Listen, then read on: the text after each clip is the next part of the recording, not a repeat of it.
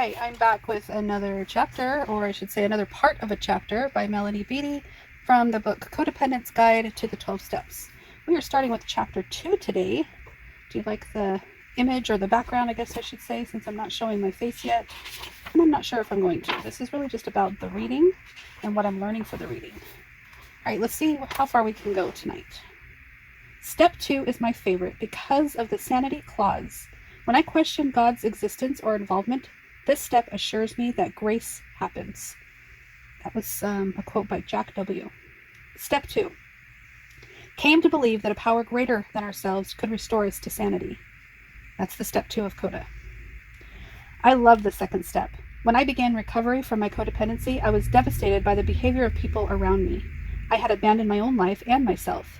The things I was doing to make people see the light were insane. I was out of control. After I surrendered to the first step by accepting and admitting my powerlessness and unmanageability, the second step brought fresh air and hope. Now I've been recovering for a while, but I still love this step. On those days when I forget what I know about recovery, when my mind whirls, when shame returns, when anger, resentment, or old messages begin controlling me, when I forgot it's okay to be who I am and that it's okay to own my power, when I panic or become fearful, when I start obsessively looking to others to make me feel or make me real, I know what to do. I go back to the first step and I get my bearings and remember who I am. The dog wants to get in the door. Then I go on to the second step to become all I am capable of becoming. The second step puts us on track, a new track, a course that holds more power and direction than we have on our own. It is the transition step. It takes us from where we are to where we want to go. All we are asked to do now is believe.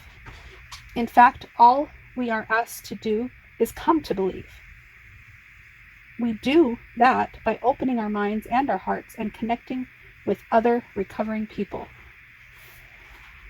Restored to sanity. Sarah is a striking woman who dresses colorfully and speaks with a strong East Coast accent. 6 years ago, her life and relationships were out of control. Today, she has a good relationship with herself and is director of a codependency treatment program. Sarah began her recovery journey 16 years ago by attending 12-step meetings of Overeaters Anonymous. Although she worked hard at that recovery program, something was missing in her life. I came in as an overeater, then picked up bulimia and anorexia.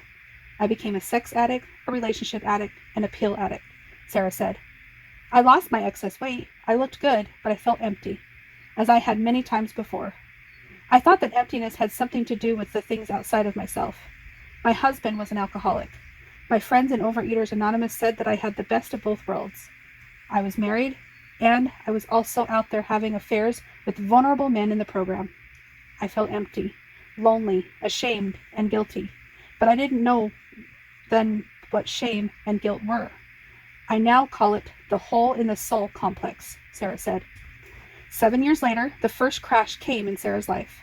She was placing her mother in a nursing home and was preparing to ask her husband for a divorce because she was having a hot and heavy affair. The night she was going to ask him for a divorce, she had a heart attack on the dance floor. She promised God that if God helped her live through this, she would make some changes in her life. Sarah did make some changes.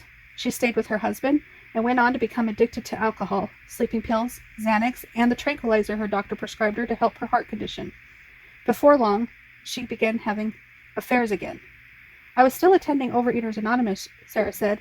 I used pills, food, and alcohol, and I was silently screaming for help in the OA meetings. People thought I was doing so well. I wouldn't divulge exactly what was going on in my life, but I would get up in the meetings and say, I'm hurting. There are problems in my life. Pinch me. I'm real. I hurt. I think people were frightened about what was happening to me. They didn't want to think I could be recovering that long and still have problems. They didn't know what to say to me. Then Sarah attended school to be an alcoholism and drug recovery counselor. She separated from her husband and had an affair with one of their patients. When he was discharged, he moved in with her. He was black. Sarah was white, a fact that said further isolated her from people. Soon, her boyfriend began using cocaine again. It was insane, Sarah said. I was totally codependent, trying to save him and fix him. By the time I finished school to be an alcoholism counselor, I was drinking and using pills heavily. My boyfriend had been through 2 more treatment centers and was still using drugs. Sarah then checked herself into treatment for alcoholism and relationship addiction.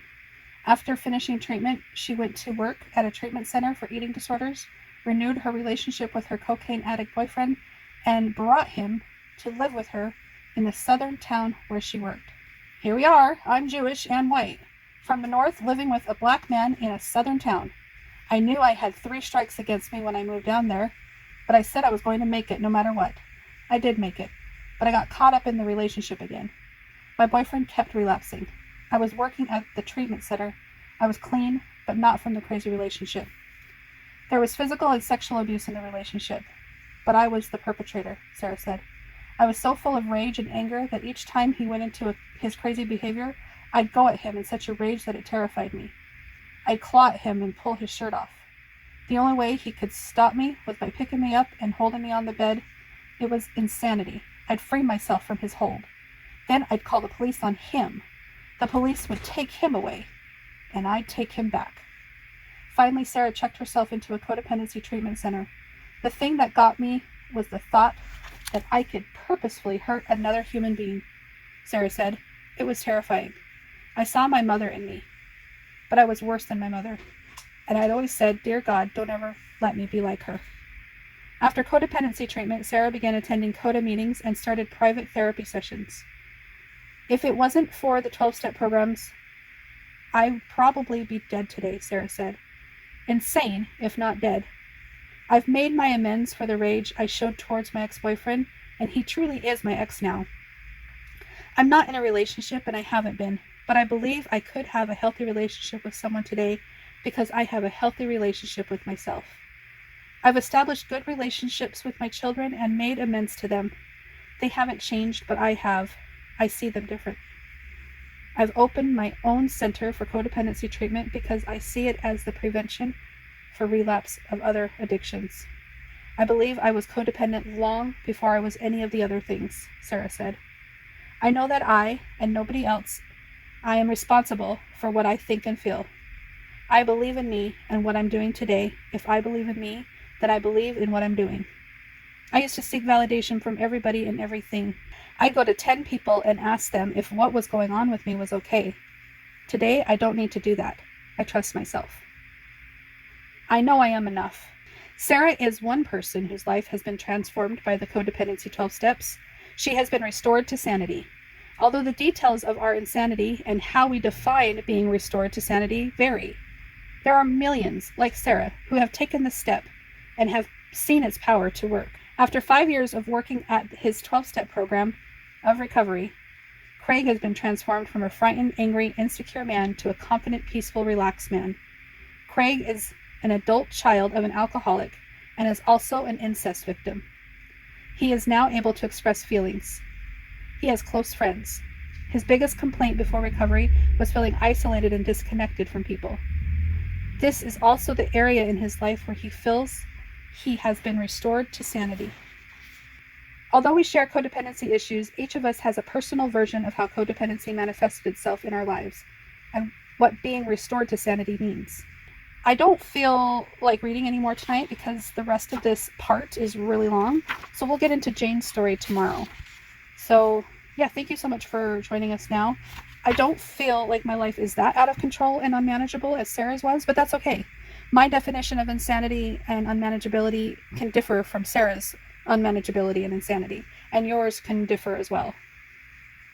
We all get to define how we're doing and if we feel like we need help, and if a 12-step group is beneficial to you and you find comfort in sharing and drawing strength from a 12-step community, then that's great. You get to live your best life and own your truth and be accountable for what you are dealing with. So anyways, that's okay. Codependency can look like so many different things to so many different people. It's a big umbrella term. So thank you so much for listening, and stay tuned for tomorrow. These are old books that are my husband's from when he was a kid. They look like they have stories in them and stuff, you know. Anywho, I will talk to you later. Thanks. Bye. but still she dreams of quiet streams and flight.